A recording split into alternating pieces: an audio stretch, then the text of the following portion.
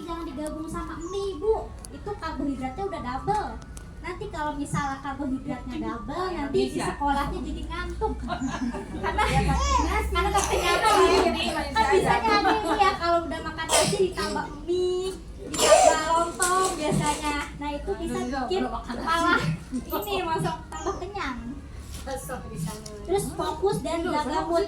Nah, anak remaja itu biasanya itu anggot-anggotan ya Bu ya. Kadang suka marah-marah gak jelas, kalau ditanya juga kadang sewot sendiri. Nah, itu karena hormonnya lagi gak seimbang.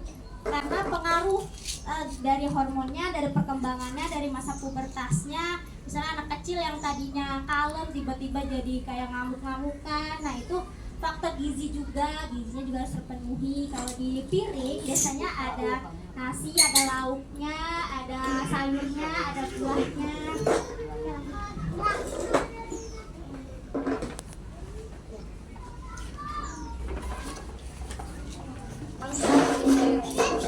Nah, nggak harus mahal asal pinter pilihnya.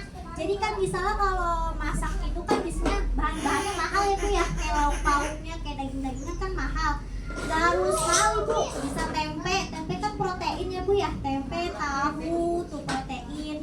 Kalau misalnya Ibu uangnya belum cukup buat beli ayam, bisa pakai telur atau ikan teri, ikan kembung, itu proteinnya bagus Ibu. Protein ikan kembung itu daripada salmon lebih tinggi ikan kembung, kalau misalnya Ibu tahu. Nah, dari isi piringku ini, di satu piring itu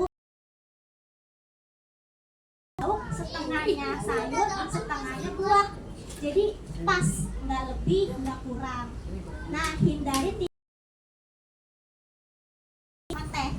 Tinggi gula itu bisa bikin untuk anak remaja itu gampang jerawatan. Mukanya kusam, berminyak. Darah juga rada sedikit naik, jadi moodnya ini atau emosionalnya itu lebih terganggu. Jadi mendingan masak Ibu, jadi Ibu tahu takarannya, Ibu tahu bahannya, Ibu tahu kualitasnya, Ibu tahu lebih bersih masak sendiri daripada beli. Karena masak jadi hindari tinggi gula sama tinggi garam. Misalkan kalau ngambil gula kan gula sama garam cek ya kan Ibu ya.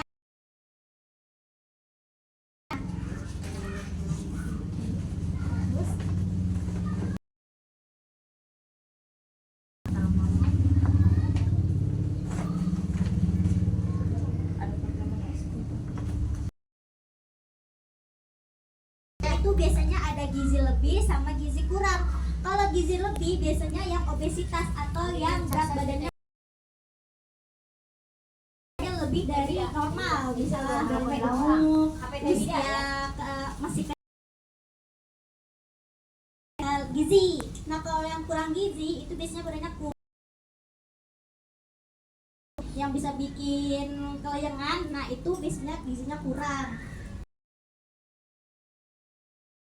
Biasanya anak sekarang di rumah terus main HP, tiduran, gak mau kemana-mana. Nah itu bisa bikin obesitas. Kan itu nggak boleh Bu ya, karena belum dicerna sama lambungnya, jadi bisa bikin obesitas. Terus jarang sarapan. Sekarang saya juga sih kadang, karena mungkin telat jadinya jarang sarapan. Nah itu bisa bikin fokus terganggu, nggak konsen di kelasnya,